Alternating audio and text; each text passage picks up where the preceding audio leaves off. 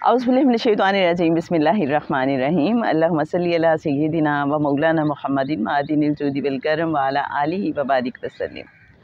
मोहतरम ख़वातीन व हज़रात, अस्सलामु अलैकुम। करीम आका सल्लल्लाहु अलैहि वसल्लम की मेहरबान मंजूरी के बाद किताब लिखी गई मोहम्मद रसूलुल्लाह सल्लल्लाहु अलैहि वसल्लम मुअल्लिफ़ जनाब ख्वाजा शमसुद्दीन अज़ीमी साहब। इस किताब का वॉल्यूम 3 इत्तिसालुन नबी सल्लल्लाहु अलैहि वसल्लम लाइव सेशन हमारा एवरी थर्सडे होता है रात 9 बजे। हम इस हवाले से बात करते हैं और आप सब भी अपना अपना इजहार ख़याल फरमाते हैं। हज़रत यूसुफ़ अलैहिस्सलाम के किस्से में क्या क्या ख़ास राज हैं, क्या फार्मूले हैं, क्या हिकमतें हैं, आइए उनको समझने की कोशिश करते हैं। जैसे कि आप जानते हैं कि हज़रत याकूब अलैहिस्सलाम को इनाम करार दिया गया और हज़रत इसहाक़ अलैहिस्सलाम अता थे। हज़रत इब्राहीम अलैहिस्सलाम के घराने को देखते हैं तो वहाँ पे हमें पैगंबर ही पैगंबर नज़र आ रहे हैं। हज़रत यूसुफ़ अलैहिस्सलाम हज़रत इब्राहीम अलैहिस्सलाम के पड़पोते हैं और हज़रत इसहाक़ अलैहिस्सलाम के पोते हैं, हज़रत याकूब अलैहिस्सलाम के साहबज़ादे हैं। कुरान पाक में हज़रत यूसुफ़ अलैहिस्सलाम का किस्सा बहुत खूबसूरत अंदाज़ में बयान किया गया और उसको एहसानुल क़िसस भी कहा जाता है। ज़िंदगी गुजारने का जो पूरा एक तरह से फार्मूला है, कानून है, किसी भी इंसान की ज़िंदगी में जो नशेब व फराज आ सकते हैं, न सिर्फ़ हज़रत यूसुफ़ अलैहिस्सलाम के किस्से में उन सब का ज़िक्र है, बल्कि अल्लाह का जो डिज़ाइन है वो कैसे काम करता है और अल्लाह कैसे कैसे लतीफ़ तदबीरें करता है, वो हमें जा बजा इस किस्से में नज़र आती हैं। और इंसान फिर रिलेट करता है हालात व वाक़यात को कि बज़ाहिर चीज़ें हो सकता है कि हमें लगता हो कि हमारी फ़ेवर में नहीं है, लेकिन असल में वो हमारी फ़ेवर में होती हैं। हमारी ज़िंदगी में जो मुश्किलात आती हैं वो हमें आगे बढ़ाने के लिए होती हैं। अगर हमें किसी वक्त कुएं में फेंका जाता है तो वो हमें अज़ीज़ मिस्र बनाने के लिए एक प्लानिंग की जा रही होती है, एक अल्लाह का डिज़ाइन होता है। अगर कभी हमें जेल में कैद कर दिया जाता है, अगर कभी हमें आइसोलेट कर दिया जाता है, तो इसका ये मतलब हो सकता है कि अल्लाह करीम हमें किसी बड़े फितने से बचा रहा हो, ज़्यादा बड़ी मुश्किलात से बचा रहा हो। अल्लाह हमें यूँ कॉर्नर कर देता है और फिर जिस जगह पे हमें भेजता है तो वो जगह हमारे लिए अमन की जगह हो जाती है, सुकून की जगह, अल्लाह के कुर्ब वाली जगह। और जहाँ पे हमें भेजा जा रहा होता है, अल्लाह उन्हें हमारी ज़ात के ज़रिए कोई फ़ायदा देना चाह रहा होता है, अपने आप से जोड़ना चाह रहा होता है। जैसे हज़रत यूसुफ़ अलैहिस्सलाम के किस्से में हमने देखा कि हज़रत यूसुफ़ अलैहिस्सलाम को जब जेल में बंद कर दिया गया तो वहाँ के लोगों को हज़रत यूसुफ़ अलैहिस्सलाम से खैर मिली, भलाई मिली, वो अल्लाह की तरफ रुजू करने वाले हो गए, अल्लाह के साथ जुड़ गए। और दूसरी तरफ वो जो एक फ़ितना था कि ज़ुलेखा की सूरत में हज़रत यूसुफ़ अलैहिस्सलाम पे जो मसाइब व आलाम आए थे, जो तोहमत लगी थी, अल्लाह ने उससे उन्हें महफूज कर दिया और इससे रेलिवेंट जितने भी बाकी फ़ितने थे उनसे महफूज कर दिया। तो बज़ाहिर हो सकता है ज़िंदगी में कभी हमें लगे कि ये हमारे लिए कोई सज़ा है, लेकिन असल में वो ब्लेसिंग हो। हमें ये समझना है हज़रत यूसुफ़ अलैहिस्सलाम के किस्से में से। फिर इसी तरह से हमें ख्वाबों की ताबीर के हवाले से बहुत ज़्यादा पता चलता है कि ख्वाब क्या होते हैं। ख्वाब हमें न सिर्फ़ हमारे मुस्तक़बिल के बारे में आगाही देते हैं, जैसे हज़रत यूसुफ़ अलैहिस्सलाम ने ख्वाब देखा है बहुत बचपन में और उन्होंने अपने वालिद साहब को सुनाया है। इसे हमें ये समझ आ रही है कि ख्वाब आपने उसको सुनाना है जो न सिर्फ़ ख्वाबों की ताबीर का इल्म रखते हों, बल्कि आपके वेल विशर भी हों। और हज़रत याकूब अलैहिस्सलाम ने उन्हें मना कर दिया कि आपने अपना ख्वाब अपने भाइयों से बयान नहीं करना, इसलिए कि भाई थोड़ा सा कंपैरिज़न करते हैं, थोड़े से जेलस हैं, तो कहीं ऐसा ना हो कि वो बर्दाश्त ना कर सकें कि हमारा भाई हमसे इतना आगे निकल जाएगा और इसको ख़ास मकाम और मर्तबा मिल जाएगा। हज़रत यूसुफ़ अलैहिस्सलाम ने, जैसे कि आप जानते हैं कि बचपन में ख्वाब देखा था कि उन्हें सूरज, चाँद और सितारे सजदा कर रहे हैं। और ये ख्वाब जो है, इसकी ताबीर के लिए कितना पेंडा काटा है उन्होंने। Obviously it was design of nature. किनान से अब मिस्र तक का सफ़र उन्होंने तय किया, क्योंकि उन्हें अल्लाह अज़ीज़ मिस्र बनाना चाहता था।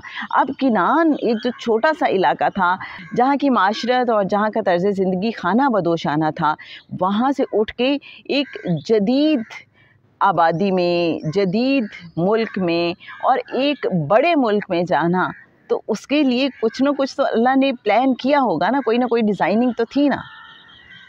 अब आप ये देखें कि कैसे हज़रत यूसुफ़ अलैहिस्सलाम के भाई जान जाते हैं उस ख्वाब के बारे में, और वही बात है कि उन्होंने कहा कि हमारे बाबा तो पहले ही बहुत मोहब्बत करते हैं इनसे, अगर ये मकाम और मर्तबा मिल गया तो फिर तो बस जैसे हम बिल्कुल ही इग्नोर हो जाएंगे। ये उनकी अपनी एक सोच थी, जिसको हम कहते हैं दो तरह की तर्ज़ फ़िक्र होती हैं, एक रहमानी और एक शैतानी। तो ये एक शैतान जो हर इंसान को बहकाने की ड्यूटी पे लगा हुआ है, सिवाय उनके कि जिनको एनओसी मिल जाता है, जो मुखलसीन हैं, जो इबाद हैं, तो बाकी सब पे तो वो कहीं ना कहीं अपने दाव आजमाता रहता है। तो वो दाव चल गया। भाई बहरहाल शैतान के उस बहकावे में आ गए और अपने भाई को कुएं में फेंक दिया और अपने वालिद साहब से जाके कहा कि उसको तो भेड़िया खा गया है। अब हज़रत याकूब अलैहिस्सलाम को पता चल गया था कि हकीकत हाल कुछ और है, लेकिन वो ये भी समझ गए थे ये डिज़ाइन ऑफ नेचर है और उन्हें अल्लाह की मशीयत में राज़ी रहना है। तो बस फिर उन्होंने कहा कि मैं अपने गम की और तकलीफ़ की फ़रियाद बस अल्लाह ही से करता हूँ। अब वो गो विद द फ्लो हो गए हज़रत याकूब अलैहिस्सलाम। दूसरी तरफ अल्लाह का जो डिज़ाइन था हज़रत यूसुफ़ अलैहिस्सलाम को अज़ीज़ मिस्र बनाने का, वो एक तरह से शुरू हो गया वो प्लान। और हज़रत यूसुफ़ अलैहिस्सलाम कैसे फिर पहुँचे हैं मिस्र और कैसे वो बिके हैं, ये भी समझ आती है कि बाज़ औक़ात हमें ज़िंदगी में जो बिल्कुल बेमोल कर दिया जाता है, ग़ुलाम उन्हें बना लिया गया था ना हज़रत यूसुफ़ अलैहिस्सलाम को, और फिर बेच दिया गया। तो जब हमें किसी बड़े मकाम पे पहुंचना है, अज़ीज़ मिस्र बनना है, तो दरमियान में ये सारे मसाइल भी आएंगे, ये मराहिल आएंगे, जहाँ ग़ुलाम भी बनना पड़ेगा, जहाँ किसी बाज़ार में आपकी कीमत भी लगेगी, आपको परखा जाएगा, ठोंक बजा के देखा जाएगा, तोला जाएगा, आपको असेस किया जाएगा, और फिर उसके बाद भी बज़ाहिर ये लग रहा है वो अज़ीज़ मिस्र के महल में हैं, बड़ी लेविश लाइफ है, सारा कुछ है। तंगी के बाद आसानी, आसानी के बाद तंगी, ये सारा कुछ हमें समझ आ रहा है। अब शाही महल में तो पहुंच गए हैं हज़रत यूसुफ़ अलैहिस्सलाम, लेकिन जब परवान चढ़ना शुरू हुए हैं, उनकी खूबसूरती के चर्चे, जो ज़ुलेखा है वो कैसे उनके हुस्न पे फ़रेफ्ता हैं और फिर जैसे तोहमत लगती है उन पे, तो एक और चैलेंज। अब आप ये देखें कि कहीं पे भाइयों की तरफ से एक चैलेंज आ रहा है, कहीं फिर लोगों की तरफ से है जब वो बिके हैं और गुलाम बना लिए गए हैं, और अब आपके अंदर से जहाँ आप रह रहे हैं वहाँ से कुछ फितने उठ रहे हैं। तो ये पता चलता है कि बाज़ औक़ात बाहर की फ़ोर्सेस के साथ साथ हमारे अपने अंदर की कुछ फ़ोर्सेस होती हैं जिनसे हमें नबर्द आज़मा होना पड़ता है। आपको अपने अंदर से भी जंग करना पड़ती है। फिर हमें हज़रत यूसुफ़ अलैहिस्सलाम के किस्से से ये भी पता चलता है कि हर चीज़ का एक वक्त होता है।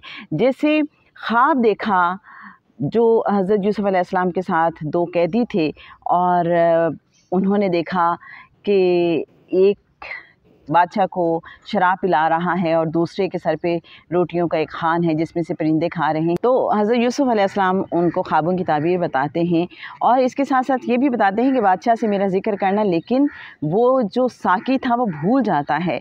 जनाब हज़रत यूसुफ़ अलैहिस्सलाम के किस्से में इस बात की भी समझ आती है कि हर चीज़ का एक वक्त होता है, और जब हज़रत यूसुफ़ अलैहिस्सलाम के जेल से निकलने का वक्त आया है तो अज़ीज़ मिस्र को ख्वाब दिखा दिया गया है, जिसकी ताबीर हज़रत यूसुफ़ अलैहिस्सलाम के अलावा कोई भी तसल्ली बख्श अंदाज में नहीं दे सका है। और हज़रत यूसुफ़ अलैहिस्सलाम ने ना सिर्फ उस ख्वाब की ताबीर बताई है बल्कि उसका सलूशन भी बताया है, जिसके जवाब में जो बादशाह मिस्र है उसने हज़रत यूसुफ़ अलैहिस्सलाम को मुकम्मल इख्तियार दे दिया है। जहाँ हमें एक कानून की समझ आती है कि इख्तियार किसको देना है, मुकम्मल अथॉरिटी किसको दी जा सकती है, जो इल्म वाला हो और जो हिफाजत करने वाला हो, जिसमें ये दो क्वालिटीज़ हों, तो उसको हम अथॉरिटी, फुल अथॉरिटी दे सकते हैं। और जनाब हज़रत यूसुफ़ अलैहिस्सलाम के किस्से में हम देखते हैं कि जब आप पे कोई इल्ज़ाम लगता है तो उसकी तहकीक कितनी ज़रूरी है अगर आप इनोसेंट हैं। आपको याद होगा वो वाक़या कि जब बादशाह मिस्र ने ख्वाब देखा और हज़रत यूसुफ़ अलैहिस्सलाम ने उनको ताबीर बता दी है और कहत से निपटने का फार्मूला भी बता दिया है। तो अब बादशाह इंस्पायर हुआ है और वो उन्हें इक़्तिदार और इख्तियार देना चाहता है। तो हज़रत यूसुफ़ अलैहिस्सलाम कहते हैं कि नहीं, मुझे आपका ये एहसान नहीं चाहिए। आप ऐसा कीजिए कि जिस जुर्म की पादाश में मुझे जेल में डलवाया गया था, आप उसकी तहकीक करवाइए। उन्होंने फेवर लेना गवारा नहीं किया। अब ये एक मौका था कि जहां उनकी बेगुनाही साबित हो सकती थी और ऑब्वियसली जब फिर इंक्वायरी की गई तो पता चला कि हज़रत यूसुफ़ अलैहिस्सलाम को फॉर नथिंग जेल में रखा गया था। तो यहाँ ये समझ आती है कि जब आप इनोसेंट हैं, जब आप बेगुनाह हैं, तो आपको किसी फेवर की ज़रूरत नहीं होती। फिर आपको तफ्तीश से, हक़ाइक़ की इन्वेस्टिगेशन से घबराना नहीं चाहिए। अल्लाह करीम आपके साथ होता है और आपको फिर वो मदद फ़राहम करता है, लेकिन हर चीज़ का एक वक्त होता है, एक हिकमत होती है, ये भी हमें समझ आती है। दूसरा एक और बहुत अहम नुक्ता जो हज़रत यूसुफ़ अलैहिस्सलाम के किस्से में हमें जानने को मिलता है कि आपको याद होगा जब 2 कैदियों ने ख्वाब देखा था और हज़रत यूसुफ़ अलैहिस्सलाम को अपना ये ख्वाब सुनाया था, तो हज़रत यूसुफ़ अलैहिस्सलाम ने उस साकी से कहा था कि जिसके बारे में ताबीर ये थी कि वो जेल से रिहा हो जाएगा और दोबारा से बादशाह की खिदमत के लिए मुकर्रर किया जाएगा। तो हज़रत यूसुफ़ अलैहिस्सलाम ने कहा था कि जब तुम्हारी बादशाह से मुलाकात हो तो मेरा ज़िक्र करना, लेकिन साकी भूल गया और इसमें भी फिर एक लंबा अरसा हो गया है।